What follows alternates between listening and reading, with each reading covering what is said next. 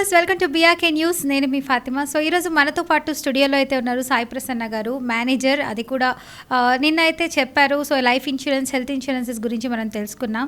So ఈ రోజు అయితే కొత్త కాన్సెప్ట్తో వచ్చేసారు, యూలిప్ ప్లాన్ అని చెప్పి. అంటే ఏంటి, దాని ప్రాసెస్ ఎలా ఉంటుంది, ఎంతమంది జాయిన్ అవ్వచ్చు, సో జాయిన్ అయిన తర్వాత ఏమైనా ప్రీమియమ్స్ ఉంటాయా, యాడ్ ఆన్స్ ఉంటాయా, సో వీటన్నిటి గురించి ఎక్స్ప్లెయిన్ చేయడానికి అయితే మనతో పాటు ఉన్నారు. సో మాట్లాడి తెలుసుకుందాం. హాయ్ అండి, ఎలా ఉన్నారు? ఓకే. సో మొన్న చూస్తే మీరు హెల్త్ ఇన్సూరెన్స్ అన్నారు, జీపీఏ అని చెప్పారు. సో ఇన్ని ప్లాన్స్ ఎలా ఉంటాయి లైఫ్ ఇన్సూరెన్స్లో అన్నారు. సో యులిప్ ప్లాన్ కూడా చెప్తారన్నారు నిన్న. సో అసలు యులిప్ ప్లాన్ అంటే ఏంటి, యులిప్ అంటే ఏంటి అసలు? ఎస్ మ్యామ్, నిన్న మీకు చెప్పిన దాని ప్రకారం లైఫ్ ఇన్సూరెన్స్లో term, savings and ULIP plan అనేది ఉంటుంది. యులిప్ ప్లాన్ అంటే యూనిట్ లింక్డ్ ఇన్సూరెన్స్ ప్లాన్. ఇది అందరూ అంటే ఎఫెక్టివ్గా రిస్క్ తీసుకునే అనుకునే వాళ్ళు మాత్రమే తీసుకుంటారు ఈ ప్లాన్ని. ఇప్పుడు మీకు టర్మ్ ఇన్సూరెన్స్ గురించి మీకు ఆల్రెడీ చెప్పాను. అవును, అది ప్రీమియమ్స్ కడితే ఓన్లీ కవరేజ్ మాత్రమే వస్తుంది, మనకి ఏదైనా జరిగితే మన కుటుంబానికి వస్తుంది అనేది టర్మ్. నెక్స్ట్ చెప్పింది నిన్న savings plan. Okay. Savings plan ఏంటిది, మనం ఇన్వెస్ట్ చేస్తున్నాం అమౌంట్, మళ్ళీ మనకి రిటర్న్స్ వస్తూ ఉంటాయి. అవును, కవరేజ్ తక్కువ ఉంటుంది. ఒకవేళ వాళ్ళు అది తీసుకున్నారు, సేవింగ్స్ రావు, సేవింగ్స్ తీసుకున్నారు, కవరేజ్ రావట్లేదు. మరి ఈ రెండింటికి ఆప్షన్ ఏంటి అనుకున్నప్పుడు వచ్చేది యూలిప్ ప్లాన్. ఓకే. రిస్క్ తీసుకుంటాము, మేము జాయిన్ అవుతాం అనుకున్నప్పుడు మీకు ఎంత కావాలి, ఒకవేళ 1 crore సమ్ అష్యూర్డ్ కావాలి నాకు ఏదైనా జరిగితే, ఎట్ ద సేమ్ టైం నేను ఇప్పుడు అమౌంట్ ఇన్వెస్ట్ కూడా చేయాలనుకుంటున్నాను, ఒక 30 years తర్వాత నా అమౌంట్ ఎంత ఉంటుంది, ఈ రెండు క్యాలిక్యులేట్ చేసి మనకు ఒక ప్రీమియం చెప్తారు. 1 lakh, 2 lakhs, 1.5 lakh అలా చెప్తారు పర్ యానం. ఎన్ని ఇయర్స్ కట్టదాం అనుకునేది మన ఇష్టం, ఎన్ని ఇయర్స్ పెట్టుకోవాలనేది మన ఇష్టం. దీన్ని యూలిప్ ప్లాన్ అంటారు. ఓకే.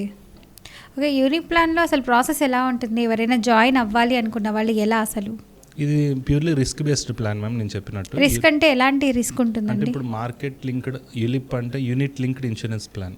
యూనిట్స్ అనేది మార్కెట్కి మనం ఇన్వెస్ట్ చేస్తున్న అమౌంట్ని తీసుకెళ్ళి మార్కెట్లో ఇన్వెస్ట్ చేస్తారు మన అమౌంట్ని. అవి పెరుగుతూ ఉంటాయి, తగ్గుతూ ఉంటాయి. మార్కెట్ అంటే మీకు తెలుసు, షేర్ మార్కెట్, స్టాక్స్లలో వాటిలలో పెడుతూ ఉంటారు. దానికి ఒక ఫండ్ మేనేజర్ ఉంటారు.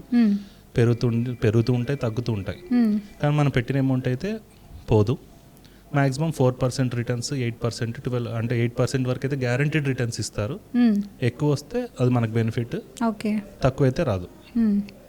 సో ఇట్లా యూలిప్ ప్లాన్ అనేది ఎలా ఉంటుందంటే, మనం తీసుకునే అమౌంట్, ఇప్పుడు సపోజ్ నేనే ఒక 1 crore కావాలని అడిగాను, 30 years పెట్టుకుంటున్నాను. ఈ 30 years వరకు సేవింగ్స్ ఇస్తారు. తర్వాత మనకి ఎప్పటి వరకు 85 years, 70 years ఎప్పటి వరకు పెట్టుకుంటే అప్పటి వరకు డెత్ అయితే టర్మ్ ఇన్సూరెన్స్ కూడా కవర్ చేస్తారు. ఈ రెండు కలిపి ఉన్నదాన్ని యూలిప్ అంటారు మ్యామ్. దీనివల్ల బెనిఫిట్స్ వచ్చేసి యూలిప్ ప్లాన్లో సేవింగ్స్ అవుతున్నాయి మన గురించి, అలానే రిస్క్ బెనిఫిట్ కూడా ఉంటుంది. 10 సంవత్సరాలు కట్టి వదిలిపెట్టేసాం. మీరు అన్నట్టు నేను సేవింగ్స్ ప్లాన్లో మీరు అడిగారు, ఒకవేళ 5 years కట్టిన తర్వాత డబ్బులు కావాలి అంటే తీసేసుకోవచ్చా అండి అని. లేదు మేడం, అది లాక్-ఇన్ పీరియడ్, ఖచ్చితంగా 10 సంవత్సరాలు కట్టాల్సిందే అన్నాను. యూలిప్ ప్లాన్లో ఎలా ఉంటుందంటే, పార్షియల్గా కొంత, ఒకవేళ అప్పటికి ఒక 6 lakhs ఇన్వెస్ట్మెంట్ చేసుకున్నాం మనం, కొంత అవసరం వచ్చింది ఒక 1 lakh, పార్షియల్ విత్డ్రావల్ తీసుకోవచ్చు.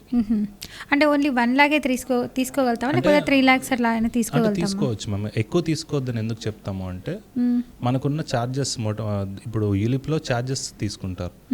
ఇప్పుడు 1 lakh ప్రీమియం వచ్చింది, 50,000 వచ్చేసి టర్మ్ ఇన్సూరెన్స్ కిందకి వెళ్తుంది, 50,000 వచ్చేసి సేవింగ్స్కి వెళ్తుంది. ఆ 50,000 టర్మ్కి వెళ్ళిపోయిన తర్వాత ఈ మన 50,000 కోసం మొటాలిటీ ఛార్జెస్ అని తీసుకుంటూ ఉంటారు. ఆ ఛార్జెస్ ఎవ్రీ ఇయర్ ఉంటూ ఉంటాయి. మనం ఇప్పుడు విత్డ్రాల్లో ఒకటేసారి 6 లక్షలు ఉన్నాయి కదా అని 5 తీసేసాం అనుకోండి, ఈ ఛార్జెస్ ఎక్కువ పడతాయి, మనకి రిటర్న్స్ తక్కువ ఉంటాయి. సో అప్పుడు పాలసీ ల్యాప్స్ అయ్యే ఛాన్సెస్ ఉంటాయి. సో ఒక 25%, 30% వరకు రిటర్న్ చేసుకోమని చెప్తాం, ఒకవేళ ఎమర్జెన్సీ ఉంటే. ఓకే.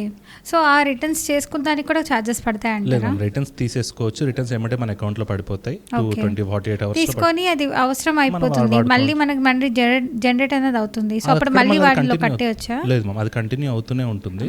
ఆ రోజు నుంచి ఎంత తీసుకున్నామో మళ్ళీ ఆ ఫండ్ వాల్యూ అక్కడ వరకు వచ్చి మళ్ళీ అలా కంటిన్యూ అవుతూ ఉంటుంది. యూలిప్ ఇదేంటిదంటే డ్యూయల్ బెనిఫిట్ మ్యామ్. ఒకటేసారి 2 బెనిఫిట్స్ తీసుకోవచ్చు. కొంతమంది అగ్రెసివ్గా ఇన్వెస్ట్ చేద్దాం అనుకుంటారు, అగ్రెసివ్గా వెళ్ళిపోదాం అనుకున్నప్పుడు యూలిప్లో ఎలా ఉంటుందంటే, రిటర్న్స్ ఎక్కువ ఉంటాయి. 18% వరకు కూడా ఇచ్చిన రిటర్న్స్ కూడా ఉన్నాయి. మామూలు సేవింగ్స్ ప్లాన్లో 8% వరకే ఇస్తారు. వీటిలో మాత్రం అప్ టు 18 to 20% వరకు ఉంటుంది.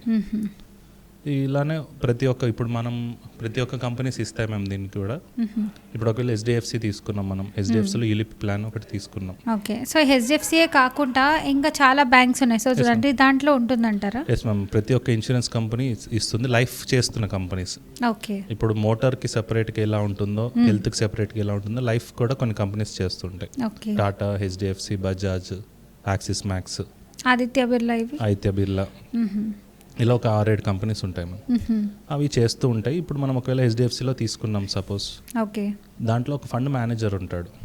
ఆ ఫండ్ మేనేజర్ మనం ఇలా అందరం ఇన్వెస్ట్ చేస్తున్న అమౌంట్ని తీసుకెళ్ళి ఒక ప్లేస్, అంటే స్టాక్స్లలో కానీ మ్యూచువల్ ఫండ్స్లలో కానీ నిఫ్టీ 50 ఇలాంటి ఏదైతే ఉన్నాయో వాటిలో ఇన్వెస్ట్ చేసి అమౌంట్స్ జనరేట్ చేసి మనకు రిటర్న్స్ ఇస్తూ ఉంటారు. ఓకే, సో కస్టమర్ ఏం చూసుకోవాలి అంటే ఆ ఫండ్ మేనేజ్ చేస్తుంది ఎవరు, అతని ముందు పోర్ట్ఫోలియో ఎలా ఉంది, అంతకుముందు ఎంతవరకు రిటర్న్స్ ఇప్పించారు, తెలియకుండా వెళ్ళి ఇంకొక దాంట్లో పెట్టేసి నష్టపోయే బదులు కొంచెం ప్లాన్ చేసుకొని ఎక్కడి నుంచి రిటర్న్స్ ఎక్కువ వస్తున్నాయి, ఏ ఫండ్స్లో రిటర్న్ ఎక్కువ వస్తున్నాయి, వాయంతో పాటు మనం కూడా కొంచెం బ్యాక్ అండ్ వెరిఫికేషన్ చేసుకోవాలి, కొంచెం నాలెడ్జ్ తీసుకోవాలి వీటిలలో. ఓకే, అందుకే రిస్క్ ప్రొఫైల్ అనేది ఇందుకే మేము నేను అనేది రిస్క్తో కూడుకున్న ప్లాన్స్ కాబట్టి యూలిప్.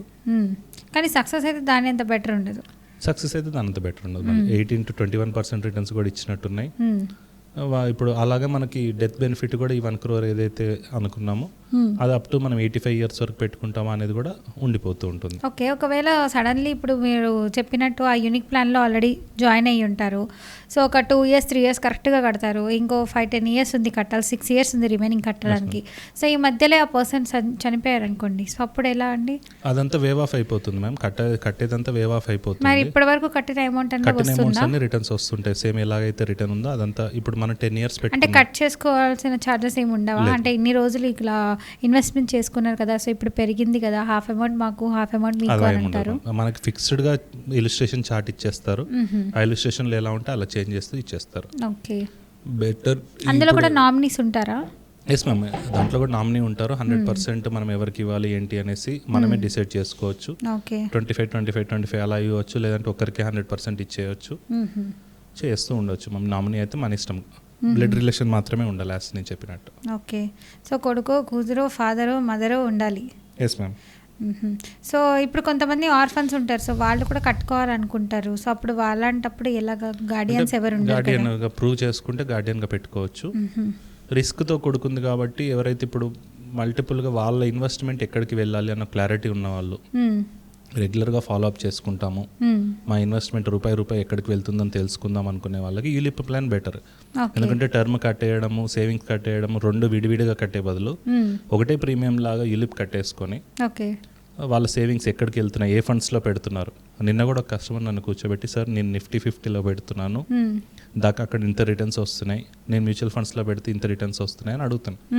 సో ఇప్పుడు ఏదైతే కరోనా తర్వాత అందరికీ ఇన్వెస్ట్మెంట్ ఒకటి లైఫ్ వీటి మీద చాలా గ్రిప్ వచ్చేసింది. అందరూ బాగానే ఆలోచిస్తున్నారు, ఇన్వెస్ట్మెంట్స్ చేస్తున్నారు, ఎక్కడ ఇన్వెస్ట్మెంట్ చేయాలి, ఎలా బెటర్. నేను మొన్న రీసెంట్గా ఒక కస్టమర్కి వెళ్ళాను, ఆయన 9 lakhs per annum చేస్తున్నాడు, 9 lakhs సంవత్సరానికి ఫర్ 5 years. ఆయన 45 lakhs ఇన్వెస్ట్ చేసినట్టు ఫర్ 5 years మీద. ఆయన 30 years ఆయన 41 ఏజ్ 60 వరకు పెట్టుకున్నారు, అంటే నెక్స్ట్ 14 yearsలో ఎంత వస్తుంది అని. Is getting 1.72 crores something amount. At the same time 3 crores ఈ మధ్యలో అతనికి ఏదైనా జరిగితే వాళ్ళ ఫ్యామిలీకి 3 crores కావాలని పెట్టుకున్నాడు. ఇది కొంచెం పెద్ద ఎత్తున జరుగుతున్న, అంటే ఎక్కువ సంపాదిస్తున్న వాళ్ళు కానీ, వాళ్ళ మీద ఎక్కువ డిపెండెన్సీ ఉన్న వాళ్ళు కానీ, డెప్ట్స్ ఉన్న వాళ్ళు కానీ ఇలా చేసుకుంటూ వెళ్ళొచ్చు మేము. ఓకే, సో అప్పుడు వీళ్ళు పోయినా రేపు కుటుంబం అన్నది కొంచెం ఫినాన్షియల్గా కొంచెం స్టేబుల్ ఉంటుంది. సో ఒక వీళ్ళు లేని రోడ్ తప్పక ఇంకా ప్రతిదీ బాగానే ఉంటుంది వాళ్ళకి. దీంట్లో కూడా మల్టిపుల్ ఇన్వెస్ట్మెంట్ ఆప్షన్స్ ఉంటాయి మ్యామ్. ఈక్విటీ మార్కెట్లో పెట్టవచ్చు, డెప్ట్ మార్కెట్లో పెట్టవచ్చు, ఆప్షన్స్ దాంట్లో పెట్టవచ్చు, మన ప్రొఫైల్ని బట్టి. లేదంటే నేను రిస్క్ ఎక్కువ తీసుకోలేను, నాకు బేసిక్ రిటర్న్స్ వచ్చినా చాలు, ప్లస్ కవరేజ్ కూడా ఉంటుంది కాబట్టి కాబట్టి అంటే ఈక్విటీలో పెడతారు. లేదు మ్యామ్ నేను అగ్రెసివ్గా వెళ్ళిపోతాను, నాకు హై రిటర్న్స్ కావాలి. ఇప్పుడు మార్కెట్ స్టేబుల్గానే ఉంది మ్యామ్. అంటే వార్ వచ్చిన తర్వాత ఏది జరిగినా కూడా ఇప్పుడైతే కొంచెం స్టేబుల్గా ఉంది. ఒకప్పుడు 2008లో పడిపోయినట్టు 1994లో. అంటే ఇప్పుడు మీరు చెప్పినట్టు స్టాక్ మార్కెట్లో ఫర్ ఎగ్జాంపుల్ మనం ఒక 40 lakhs ఇన్వెస్ట్మెంట్ చేసామనుకోండి ఈరోజు, లైక్ ఒక 1 year 2 years నుంచి 45 lakhs చేసున్నాము. సో సడన్లీ అది ఎలా అంటే 10 lakhsకి లేదంటే 1 lakhకి పడిపోయింది అనుకోండి. సో అలాంటప్పుడు ఎలాగా? అది మనం సొంతంగా చేసుకుంటున్నప్పుడు మనకి ఎక్కడ ఇన్వెస్ట్మెంట్ చేసుకోవాలనే క్లారిటీ ఉంటేనే అంత అమౌంట్స్ పెట్టుకోవాలి. నా దగ్గర డబ్బులు ఉన్నాయి కదా అనేది స్టాక్ మార్కెట్స్లో పెట్టుకోవద్దు. అక్కడ ఏంటిదంటే సెక్యూరిటీ లేదు మనకి, ఎవరు అంటే మన చేతిలోంచి. అంటే అది కూడా ఒక జూదం లాంటిది అంటారా? స్టాక్ మార్కెట్ అర్థం చేసుకుని ఆడితే మంచిది, అర్థం లేకుండా ఆడితే జూదం లాంటిది. ఓకే. సో ముందు దాని మీద అవగాహన ఉండాలి, ఎక్కడ పెడితే బెటర్, ఎంత కడితే బెటర్. మీరు డైలీ లైఫ్లో ఆలోచిస్తే, ఇప్పుడు ఒకవేళ స్టాక్స్ మార్కెట్ గురించి డైలీ లైఫ్లో ఆలోచిస్తే మనం రోజు చూస్తున్న వస్తువులు అవనివ్వండి. ఇప్పుడు L&T రోజు మెట్రోలో వస్తూ ఉంటారు. L&T అనేది ఒక కంపెనీ, దాని షేర్ వాల్యూ ఎంత ఉంది? ఇప్పుడు సపోజ్ మొన్న ఒకటి జమ్మూ కాశ్మీర్లో ఒక వంతెన కట్టారు చినాబ్ నది దగ్గర. కట్టిన కంపెనీ ఏంటి, వాళ్ళకి ఎంత ఆర్డర్స్ వచ్చాయి? ఇప్పుడు ఎంఆర్ఎఫ్ టైర్ షేర్ వచ్చేసి 1,30,000 అలా ఉంటుంది. అంటే అంత ఎందుకు పెరిగింది? ఈ చిన్న చిన్నవి అన్నీ మనం ఫాలో అప్ చేసుకుంటే, ఇప్పుడు నేను ఇన్సూరెన్స్లో ఉన్నాను, Cholamandalam investment corporation Chola company కూడా ఉంటుంది. సో చోళా కంపెనీ గురించి నాకు ఐడియా ఉంది కాబట్టి నేను చూస్తూ ఉంటాను, అది ఎలా పర్ఫామ్ చేస్తుంది ఏంటిది, బయట మార్కెట్లో అవగాహన ఉంది కాబట్టి నేను అది ఓకే బాగుంటుందని పెడతాను. రిలయన్స్ ఉంది. ఇవన్నీ నేను చేసే బదులు మళ్ళీ ఇక్కడ నాకు సెక్యూరిటీ లేదు, నా డబ్బులు పోతే ఎవరు ఇచ్చేవాళ్ళు లేరు, పెట్టేవాళ్ళు లేరు. ఇక్కడ నా సొంతనే. అక్కడ ఏంటిది, ఒక ఫైనాన్షియల్ అడ్వైజర్ ఉంటాడు మనకి యూలిప్ ప్లాన్లో. నేను ఒక ₹1,00,000 తీసుకెళ్ళిస్తే నాకు 50,000కి ఏమో నా టర్మ్ ప్లాన్కి ఇస్తున్నాడు. 50,000 వచ్చేసి నాకు షేర్స్లలో ఇన్వెస్ట్ చేస్తున్నాడు. అతను ఎక్కడైనా ఇన్వెస్ట్ చేసుకొనివ్వండి, నాకు డబ్బులు మాత్రం రిటర్న్స్ అయితే తీసుకొచ్చి ఇస్తున్నాడు. దానికి తగ్గట్టు ఛార్జెస్ వసూలు చేస్తున్నారు, mortality charges with GST cut చేసుకుంటున్నారు. ఛార్జెస్ కట్ అవుతున్నా కూడా నేను సేఫ్గా ఉంటాను కదా. కాకపోతే అది ఎంచుకునే పద్ధతి. అతను ఇప్పుడు వచ్చే 50 లక్షల్లో 1,00,000 పోతున్నా కూడా మనకు ప్రాబ్లం లేదు, పర్ఫెక్ట్గా అమౌంట్ మనకు వస్తున్నాయి. పర్ఫెక్ట్గా అతను ఎక్కడ ఇన్వెస్ట్ చేస్తున్నాడో అతను ముందు పోర్ట్ఫోలియో ఏంటి. ఇప్పుడు మీరున్నారు ఫాతిమా గారు, మీరు ఒక 10 years మంచిగా అన్ని బిజినెసెస్ చేసుకుంటూ వచ్చారు. ఓకే మేడం ఇంతకుముందు బాగానే చేసింది కదా, ఇవిడికి ఇస్తే బిజినెస్ మాది కూడా బాగుంది. సడన్గా కొత్త వ్యక్తి ఎవరన్నా వచ్చి ఇప్పుడు నేను చేస్తాను అన్నారు అనుకోండి, రిస్కీ కదా. సో పాస్ట్ కూడా చూసి ఏం జరుగుతుంది ఏంటిది అనేసి చూసుకొని ఇన్వెస్ట్మెంట్ అంటే ఆ ఫండ్ ఎవరు మెయింటైన్ చేస్తున్నారు, అతను ఇంతకుముందు ఏంటి, లేదు అంటే అడ్వైజర్స్ మేము చెప్తాము, సార్ ఈ పాలసీ బాగుంది, ఇక్కడ ఇన్వెస్ట్ చేసుకోండి, మీకు ఇంత రిటర్న్స్ వస్తూ ఉంటాయి, మీకు ఇంత సేవింగ్స్ వస్తూ ఉంటాయి అనేసి కూడా చెప్తూ ఉంటాం. అది జరుగుతుంది. నైస్. సో ఇలా దీని ప్రాసెస్ ఉంటుందండి. ఇప్పుడు కొంతమంది ఇందాక మనం మాట్లాడుకున్నట్టు ఇప్పుడు 40 lakhsలో వస్తుంది కదా పేమెంట్, హై అవుతుంది స్టాక్లో, సో ఒక్కోసారి డౌన్ అయిపోతుంది, సో అప్పుడప్పుడు మనకు వేస్ట్. సో అలాంటప్పుడు ఇంకా ప్రాబ్లం అవుతుంది కదా. స్టాక్ మార్కెట్ ఏంటిదంటే మేడం, ఎంత పడితే అప్పుడు కొనాలి, ఎంత ఎక్కువ ఉంటే అంత అమ్మడేయాలి. ఈజీ. ఇప్పుడు మీ ఊర్లో రేటు పొలం వాల్యూ ఎంత ఉంది మ్యామ్ మామూలుగా? పొలం నాకు అంత ఐడియా లేదు. ఒక 10 లక్షల ఎకరం ఉంది అనుకున్నా, సడన్గా ఏదో జరిగి తగ్గిపోయింది, మార్కెట్ లేదు, 5 lakhsకి వచ్చింది. మీరు ఒక 10 ఎకరాలు కొనుక్కొని పెట్టుకోండి, 50 lakhs.